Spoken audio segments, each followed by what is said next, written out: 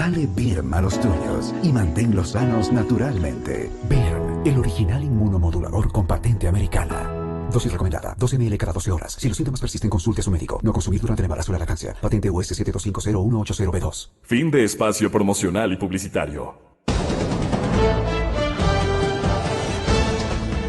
Miles de personas nos escuchan diariamente. Es su derecho a seguirlo haciendo.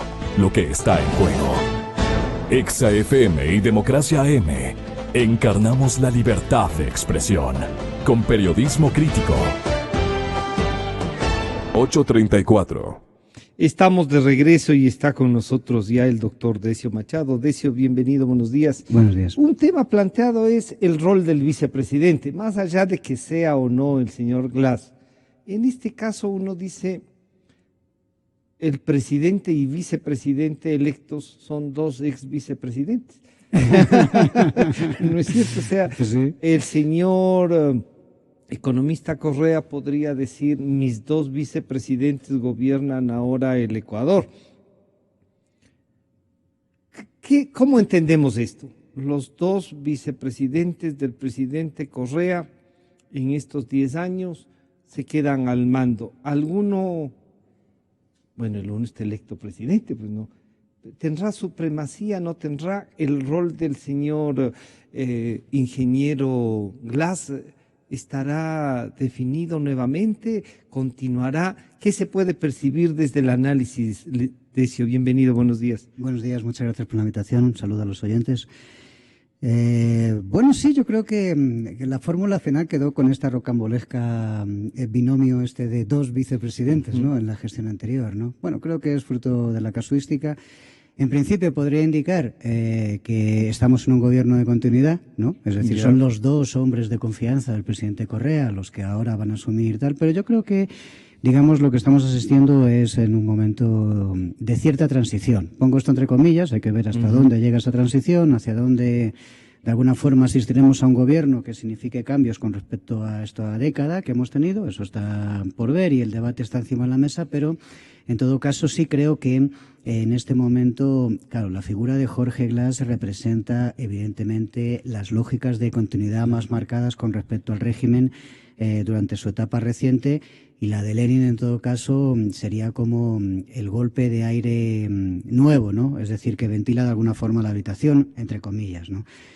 En ese sentido, yo creo que el rol Glass es una persona que ha sido blanco, digamos, objeto de diana, ¿no? De los medios de comunicación, es decir, consecuencia de las investigaciones que han estado saliendo, y que de alguna forma... ¿De los medios exclusivamente o No, también del sector político sí, y de la ciudadanos? política. Él ha sido, digamos, bajo su se le ha visibilizado más, claro, es una su figura responsabilidad. subsidiaria, digamos, de una trama, de varias tramas de corrupción que han estado apareciendo y que se han dado, digamos, bajo el ámbito que él dirigía, y por lo tanto esto le hace, yo creo que desde mi punto de vista, de luego, le hace subsidiario, es decir, responsable subsidiario, es decir, de cosas que han estado aconteciendo ahí. En ese sentido, yo creo que la figura de Glass políticamente es una figura difícil, complicada para el nuevo gobierno. En este sentido, yo creo que...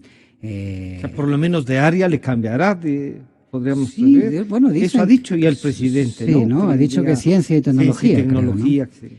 Sí, bueno, está bien. Quiero decir que bien está que lleve ciencia y tecnología. Quiero decir, la vicepresidencia. No, me parece que, a ver, hablando seriamente, me parece que es importante, digamos, para un país en vías de desarrollo, que, digamos, la ciencia y la tecnología tenga un estatus dentro de la jerarquía de la estructura del Ejecutivo, es decir, de la vicepresidencia, más allá del personaje que esté en la vicepresidencia, y con independencia de eso, en todo caso, creo que relega a Glass a un ámbito muy concreto de la incidencia política nacional para los próximos 4 años. Ese es el ámbito. Es decir, y en ese sentido, creo que también es, voy a poner esto entre comillas, de inteligencia política, acotar cuál es el espacio de intervención del vicepresidente durante la próxima legislatura. Pero también no es una forma de decir, miren, en esto que ha habido cuestionamientos, sin señalarlo, voy a prescindir del vicepresidente para que haya otro que conduzca eso o que averigüe bien qué ha pasado. Bueno, por supuesto, yo creo que una de las, el ingeniero Jorge Glas ha sido una lacra para la campaña electoral del oficialismo durante esta campaña, ¿no? Durante esta última disputa presidencial. Yo creo que no ha sumado votos, es decir, más bien lo ha restado. Creo que esto es de dominio público para la oposición, para los militantes del Enza País, en fin, quiero decir, me parece que esto es una cosa como indiscutible, es decir, y en este sentido me parece que evidentemente es muy razonable, es decir, que el nuevo presidente de la República, el que va a ser nuevo presidente de la República, es decir, plantee evidentemente digamos un cambio de ámbitos con respecto a la política que ha quedado cuestionada, ¿no? Es decir, la gestión que ha quedado cuestionada del vicepresidente actual, futuro vicepresidente de la República. Pero se dice también que su gestión en Manabí, en Esmeraldas, ayudó a consolidar, más allá de las dudas que otros puedan expresar, a consolidar una votación para el binomio, y que esa es tarea del señor Glas y que no se le reconoce. ¿Puede ser también eso? Yo creo que los análisis que se hacen en política deberían ser, digamos, objetivos, ¿no? Quiero decir, con toda honestidad, me parece que por la polarización existente en el país, eso no es un hecho que, digamos, sea muy habitual. Es decir, nos polarizamos y nos ponemos en lógicas de confrontación. En este sentido, si hay una oposición con el señor Glas, nada de lo que hace el señor Glas vale, ¿no? En principio, yo creo que la cosa no es así. A mí me parece que el gobierno ha gestionado medianamente bien el modelo de reconstrucción, digamos, tras el terremoto de abril. Digo medianamente bien porque siempre se puede hacer mejor. Yo tengo algunos cuestionamientos sobre cómo se ha tratado, por ejemplo, a los desplazados, es decir, de las zonas de riesgo, o sea, de las zonas de la catástrofe, etcétera. Pero más allá de eso, hay un hecho ahí, es decir, y es que incluso los indicadores de recuperación económica que se están dando en este momento, indicadores discutibles, es decir, por lo coyuntural, son indicadores que fundamentalmente provienen de la actividad que se está reincorporando, comercial, empresarial, etcétera, quiero decir, en el ámbito de la costa, en la zona del terremoto, en Manabí concretamente. En este sentido, podemos decir que es exitosa, digamos, el modelo de post-catástrofe, es decir, que ha implementado el gobierno de Correa, y en este sentido, efectivamente, ese área de gestión ha estado en manos del vicepresidente de la República. Por lo tanto, yo creo que eso hay que reconocerlo, al igual que hay que reconocer que no son justificables los agujeros en su gestión con respecto a temas de corrupción en el ámbito de los sectores estratégicos, ¿no? Planteado así, entonces, el rol va a depender de lo que le encargue el señor licenciado Moreno al señor Glas. El señor Glas estará, digamos, un poco, por lo menos déjenme concluir algunas cosas. Algunos deben asustarse cuando dice déjenme concluir y otros deben decir sí, nos parece en Manabí, por ejemplo, que debería, para además que pueda responder por... A mí me quedan dudas, por ejemplo, algunos créditos de reconstrucción de vivienda que desde el propio ministerio no se sabe bien dónde están o cómo han estado, y tanto que les preguntan a los que han administrado, oiga, verifique bien esto y díganos dónde gastó. ¿El señor Glas se resignará o hará una parte él mismo diciendo, a ver, me han cuestionado tanto que voy a dejarlo ahí, veamos qué hacen? ¿Sí? Bueno, yo creo que el tema de la reconstrucción es un asunto puramente coyuntural y casuístico. Quiero decir que si no hubiese habido terremoto, no hubiese sido función del vicepresidente, quiero decir esto, y eso es un elemento causal, ¿no? En este sentido, me parece que, no creo que esté tan preocupado por el tema del terremoto, sino más bien por la gestión anterior, es decir, que sigue en debate socialmente. Yo creo que en la sociedad ecuatoriana ha quedado muy marcado en un sector muy amplio de la población, posiblemente más del 50% de la población, es decir, que hay una gestión sospechosa.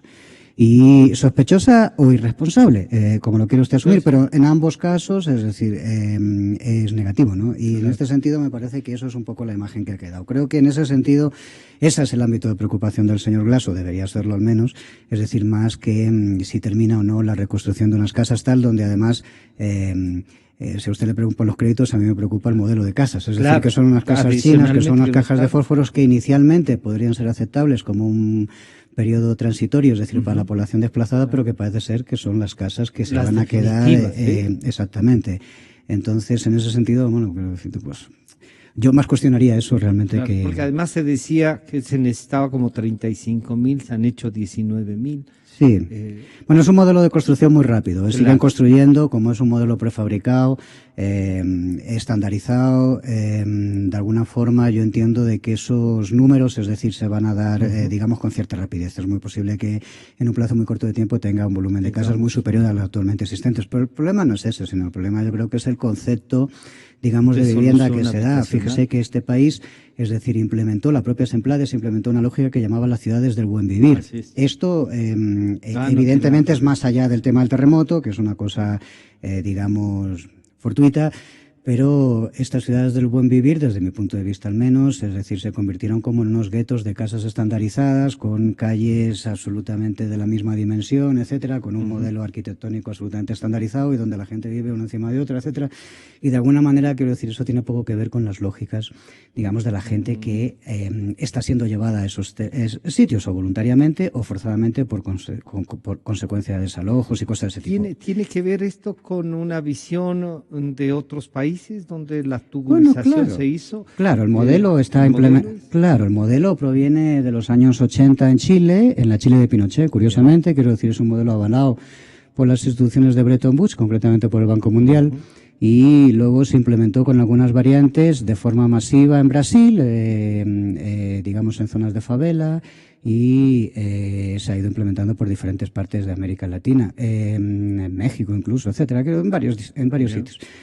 En todo caso, a mí me parece un modelo muy alineante, ¿no? Quiero decir, y en ese sentido me parece que, quiero decir, un concepto de buen vivir no solamente se debe basar en que tengas las instalaciones, digamos, de los servicios públicos adecuados en un marco, urbanizacional concreto, me refiero al colegio, al centro de salud, etcétera, sino más bien en otras lógicas que tienen que ver con, digamos, la cotidianidad de la gente, ¿no? O sea, la gente no va al centro de salud todos los días, va a su casa todos los días. En ese sentido me parece que, hay lógicas ahí que, digamos, no son las más adecuadas desde mi punto de vista. Y creo que hay elementos que ya identifican esto, quiero decir, las construcciones realizadas, digamos, en esta materia más antiguas dentro de esta década, que serían, por ejemplo, las realizadas en las veras de la vía Daule, en Guayaquil, los desalojos de Monte Sinai, etcétera, desde mi punto de vista no son modelos exitosos, ¿no? Han sido más bien una demostración de que no funciona. Me parece que hay algunos conflictos, digamos, interfamiliares, etcétera, y cierto nivel de rechazo entre sectores de la población que han querido ir ahí, etcétera. Quiero decir que demuestran que, digamos, eso no es el modelo más adecuado desde mi punto de vista. Esto demasiado planificado, la vida no es así. Sí, o sea, no tanto el problema de planificación, sino cómo se planifica. El problema de este país es que, desde mi punto de vista al menos, es que planifica un señor con un PowerPoint en la planta 9 de un edificio, no sobre el terreno y sobre la realidad, tomando datos con la gente que va a sufrir o no, o se va a beneficiar de ese tipo de políticas. Decio, acá en Amazonas, y cerca de las Naciones Unidas, hay ahora ya un edificio ahí tan grande. A mí me recuerda a la China, a mí me recuerda a la China o la vieja URSS. Esos ministerios así. Ahora va a ser ahí una especie de estas casas de Manabí trasladadas a ponerlas 10, 15 ministerios, y se dice que van a darle mayor, qué sé yo, dignidad al funcionario público. ¿Recuerda a Decio algo? ¿Le llama la atención de ese edificio? Bueno, me llama la atención porque, digamos, que se haya implementado en el Ecuador. Digo esto porque me parece que el modelo de ese edificio no es, digamos, una innovación de acá. Es decir, es una cosa importada, ¿no? Quiero decir, en diferentes países existen, digamos, conglomerados arquitectónicos, es decir, que recogen a diferentes funcionarios públicos de diferentes disciplinas o ministerios, es decir, ahí concentrados no sé, le digo, de la ciudad en la que yo me eduqué, Madrid, es decir, existe una cosa que se llama nuevos ministerios, y es un complejo de esas características, en todo caso, más bonito arquitectónicamente, quiero decir, pero en este sentido me parece que, digamos, se está importando eso. Hombre, yo creo que hay un nivel de funcionalidad en que, de alguna forma, con la burocracia, o gran parte de la burocracia concentrada en un espacio físico determinado, podría haber procedimientos o procesos, es decir, que sean, digamos, más ágiles. O sea, podría tener ese sentido. En todo caso, a mí me parece una pedrada a, digamos, la bella ciudad de Quito, una construcción de esas características que, evidentemente, es un mazacote arquitectónico muy difícil de defender arquitectónicamente, por mucho que nos vengan a decir que es un edificio inteligente, ¿no? ¿Funcionalidad o novelería? No sé, o sea, yo no sé si es novelería. Yo creo que se ha intentado eso, ¿no? Quiero decir, concentrar esa tecnoburocracia, es decir, que se ha ido conformando durante estos años, es decir, en un espacio físico determinado. Y eso tiene virtudes. En todo caso, yo creo que lo podrían haber hecho de una forma un poco más racional. A mí me da una cierta percepción a los viejos, claro, con un modelo arquitectónico más moderno, pero me da la sensación de aquello del viejo socialismo real soviético, ¿no? Quiero decir, esas plazas, digamos, de hormigón, con esas avenidas, con esos y con un edificio idénticos, aritméticamente perfecto, es decir, donde no existen las curvas, donde no existen las esquinas, donde no existen cosas así. Pero bueno, quiero decirte, entiendo que esto es más también de los diseñadores que han sido contratados, es decir, de los proyectistas que han sido contratados para hacer esta obra. De la empresa que ha sido contratada. Sí, o sea que solo el rótulo cuesta $1,093,000. Solo el rótulo. Sí, eso no sabía. Sí. Estaba viendo, además está en el portal público, $1,093,000. Y he preguntado a algunas gentes, ¿cuánto podría costar eso? Y dicen, claro, algunos dicen unos valores que van por debajo del 50% de lo que se ha contratado. Pero a mí me cuesta creer que solo un rótulo en un país como el nuestro cueste más de $1 millón. No tengo yo la capacidad para analizar el precio del rótulo, pero hombre, sí me parece desproporcionado porque cueste o no cueste eso, a lo mejor hubiese habido otra forma de poder hacerlo, ¿no? En un país que, aunque se niegue, está en crisis, ¿no? Quiero decir, y en ese sentido yo creo que quizás hubiese habido otras formas de poder hacer eso, más allá de que el costo se adecue o no a la situación de mercado que desconozco, la verdad. Lo digo entonces. Decio, esta posibilidad de analizar el rol del vicepresidente y todo eso, se presta también para analizar, y usted les conoce un poco más de cerca, a los revolucionarios, a la revolución ciudadana. ¿Los ministros vendrán por dónde? ¿El vicepresidente tendrá ministros, el presidente tendrá, o el presidente designará a los ministros y coordinará el área que le corresponda al vicepresidente? ¿De dónde saldrán los nombres? ¿Se puede especular algo de eso? Bueno, yo creo que, digamos, estamos hablando en un marco de conjeturas, claro, ¿no? Y en este sentido me parece que... nos toca porque no tenemos información oficial. Claro. Y si estamos preguntando a alguien que sí les conoce... Bueno, les conoce, pero no estoy ahí. No le estoy dando la información oficial tampoco, ¿no? Pero a ver, o sea, yo creo que la conformación del gabinete que está apareciendo en los medios de comunicación es una conformación mixta. Cuando digo mixta me refiero a que existe un ámbito de continuidad con respecto al anterior gobierno. Hay ministros que repiten y nombres que repiten y otros que son nuevos o recuperados, digamos, no son nuevos. De la primera etapa. Nuevos, exactamente, recuperados de la primera etapa. Regresan, exactamente. Entonces, en ese sentido me parece que lo que estamos asistiendo es esa lógica de composición mixta. Si usted entiende que una figura como Glass podría estar más identificado, digamos, con el periodo reciente del correísmo, en ese sentido es de suponer de que los ministros que están más identificados con el periodo del correísmo serían del ala de Glass. Estoy haciendo una conjetura, ¿no? Una conjetura así, es decir, para poder visualizar eso. Estamos ante un gabinete mixto. Sí me parece que es el primer gabinete de la gestión del señor Lenín Moreno. Quiero decir con esto de que me parece que también es normal que eso sea así, porque después de un liderazgo de 10 años, de las características de las que se ha dado en este país, es decir, de alguna forma los cambios pueden ser rápidos o no, es decir, pero digamos deben ser periodificados en el tiempo. Y en alguna forma yo creo que estamos asistiendo al primer paso, que no es pequeño, es decir, de haber, digamos, remodelado gran parte de ese gabinete, que es un gabinete además que estaba... Hablemos claro, quiero decir, es un gabinete ministerial y un ejecutivo en general, es decir, que yo creo que estaba bastante agotado, ¿no?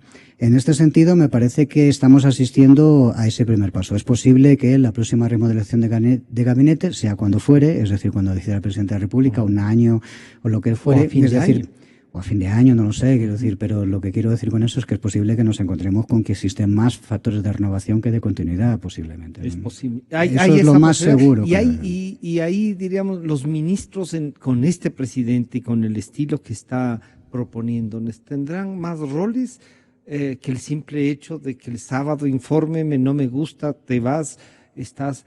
¿Tendrá un rol más de poder político, de mayor definición, de hacerse cargo de sus áreas en realidad? Yo creo que sí, ¿no? Yo creo que el presidente Rafael Correa, digamos, encarna un poco ese modelo de liderazgo que se ha dado quizás en este caso un poquito exagerado, diría yo, es decir, pero encarna ese modelo de liderazgo que se ha dado durante esto llamado década progresista en América Latina. Quiero decir, esos modelos Lula, especialmente Chávez y tal. Cuando digo especialmente Chávez me refiero al carácter, quiero decir, Evo, etcétera. Quiero decir que son modelos de mucha concentración de poder en torno a la poltrona presidencial, ¿no? Esto tiene que ver con estas lógicas que tanto se cuestionan socialmente y, digamos, en los medios de comunicación, en la política de la oposición, que tiene que ver con esto del poder del Ejecutivo por encima de los otros poderes del Estado, ¿no? O sea, de que los otros poderes del Estado sean subyugados ante el Ejecutivo. Me parece que ese es el modelo, de alguna forma, que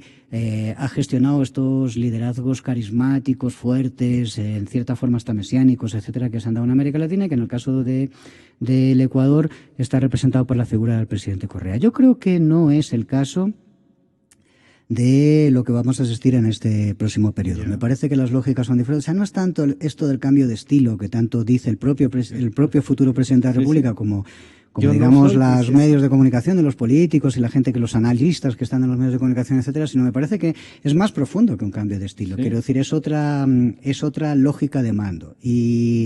Y yo creo que efectivamente esas lógicas de mando hacen que, en lugar de tener un Napoleón Bonaparte, digamos, dirigiendo las tropas ante el frente prusiano de no sé qué, es decir, lo que tengas es un equipo más colaborativo. Y en ese sentido me parece y que asuma más responsabilidad, por lo tanto. Sí, que asuma más responsabilidades, que sea más colaborativo y que aporte más a la gestión. Porque el problema de esto es que uno aporta más cuando tiene capacidad de elaboración propia, es decir, y puede presentar ante un equipo de gestión a simplemente cumplir órdenes. Y no cuando esté esperando la orden. Exactamente. Entonces, en ese sentido, me parece que, digamos, lo previsible sería que asistiésemos a un cambio de esas características.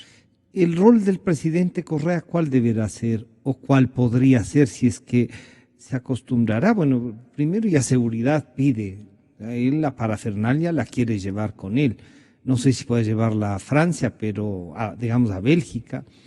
Pero aquí la quiere. ¿Qué más querrá? Uno se puede imaginar. A Bélgica perfectamente, quiero decir que, ¿por qué no? Quiero decir, es un cuerpo, digamos, de protección del ex vicepresidente y en ese sentido, quiero decir, tendrá una cobertura de la embajada, es decir, y tendrá un acuerdo con el gobierno de Bélgica. Habrá que hacer un acuerdo porque ahí está prohibido, por ejemplo, que porten armas. Bueno, pero tendrán que darles visas a todos los que yo no soy un experto en seguridad, pero vamos, lo que sí le puedo decir es que todos los altos funcionarios públicos que viajan al exterior tienen su propia protección y en este sentido, es decir, esto es un ex funcionario, es decir, el ex mandatario en este caso, pero entiendo que eso tendrá una solución de carácter diplomático, es decir, en las relaciones Ecuador-Bélgica. ¿Algún presidente así que, por ejemplo, en España, alguno que viaje después de haber sido con celebridades? Es que yo no conozco presidentes que hayan viajado después de haber dejado la gestión, más que hayan salido corriendo. Quiero decir que no es el caso del presidente Correa y en este sentido me parece una novedad esto de que un presidente de la República, es decir, cuando termine su mandato, se vaya a vivir a un país extranjero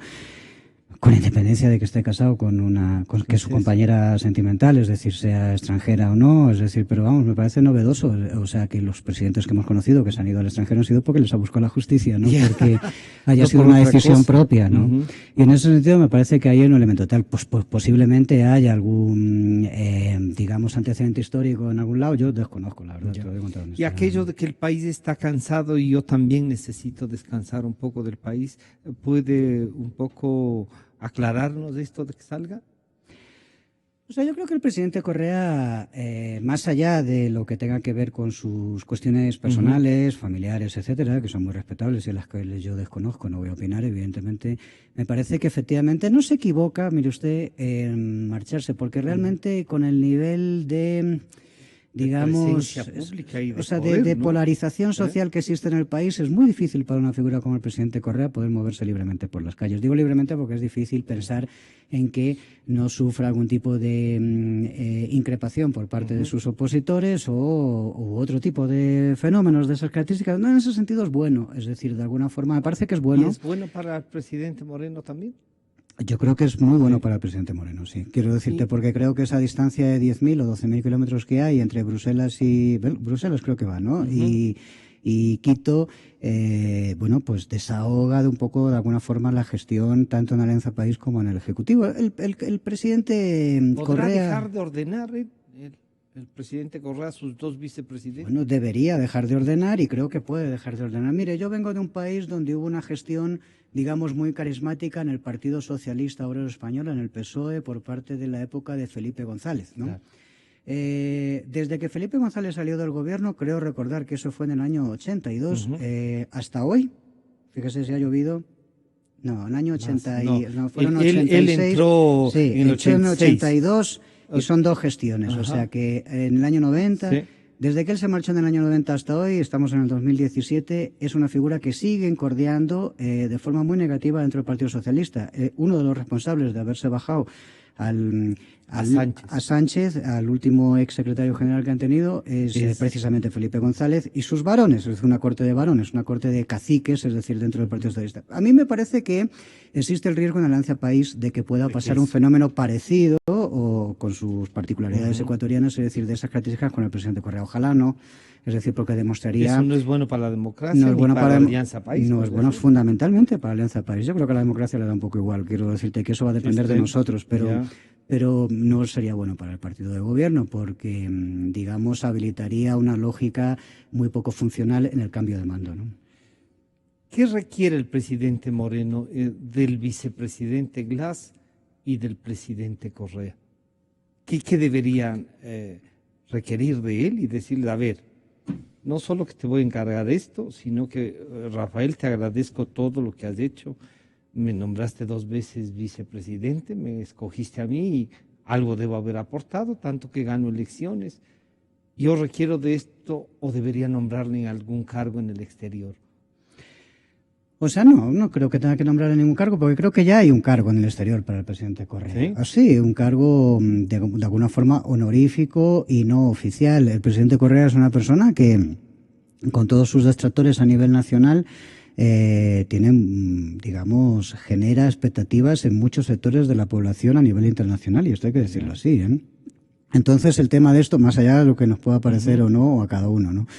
Pero lo que sí le digo en concreto es de que me parece que, claro, el hecho de que el presidente Correa es de presuponer que estará con una agenda social amplia, es decir, de foros académicos, de espacios de debate, es decir, de cosas de ese tipo por diferentes puntos del país. ¿Cuántos esos, o sea, del país, perdón, a nivel internacional? ¿Cuánto se sostenga esto en el tiempo? No lo sé. Pero lo que sí digo es que eso es lo que tiene más posibilidad de que asistamos. Me parece que si esto mantiene entretenido al presidente Correa, es decir, de alguna forma es una forma de representar también al Ecuador en espacios, digamos, internacionales y foros, digamos, globales, etcétera, y eso es un rol que pues perfectamente es asumible, debe ser un rol además para un ex mandatario de un gobierno, y en ese sentido me parece que si el presidente Correa hace eso, bien está. Además eso, más allá de lo que tenga que ver con su ego personal, permitiría también la construcción de, digamos, una agenda que pudiese, digamos, satisfacer determinadas aspiraciones personales en el ámbito internacional que pueda tener el presidente Correa, que son perfectamente la de UNASUR, respetables, la OEA, claro, perfectamente respetables. Es un político joven, es decir, sale de una forma relativamente exitosa, no es el mismo éxito que tenía hace unos años, pero bueno, ahí está, ganando con continuidad de su partido en el gobierno, etcétera. Y en ese sentido me parece que eso es un buen rol. Lo peor sería las injerencias internas en la política nacional, me parece a mí, ¿no? Ese sería un rol que no. Eso sería un rol negativo para él, para su partido y para el presidente Moreno. Y para el país también. Por supuesto. ¿Sí? Decio, muchas gracias. Se nos fue el tiempo y, claro, vamos a compartir algunas ideas del rol que tendrá que jugar el presidente Correa. Sí, va a tener un rol. Va a tener un rol en América Latina y en el resto del mundo para, por último, para probar si ha sido o no la década ganada, ¿no? O sea, yo creo que no es la década perdida, estoy en contra de decir eso, es decir, aunque creo que el país queda muy lejos de las expectativas que en un momento determinado se generaron, digamos, durante el primer etapa de mando del gobierno. Y en ese sentido, o sea, de este proceso. En ese sentido, me parece que sin haber alcanzado sin haber llegado a las metas, habernos quedado muy lejos de las metas, de ahí a decir que es una década ganada me parece una exageración, es decir, porque bueno, creo que hay indicadores sociales, procesos de modernización, infraestructuras, etcétera, quiero decir que es difícil ignorar, ¿no? Vamos a decir entonces esta década pasada. Así es que gracias al doctor Decio Machado que nos ha acompañado para un poco ir, digamos, no especulando, pero sí analizando escenarios de lo que puede seguir en la política nacional. Nos estamos encontrando el día de mañana. Gracias, Decio. Muchas nuevamente. gracias. Yo creo en la radio, creo en la verdad, creo en Exa FM. Inicio de espacio promocional y publicitario.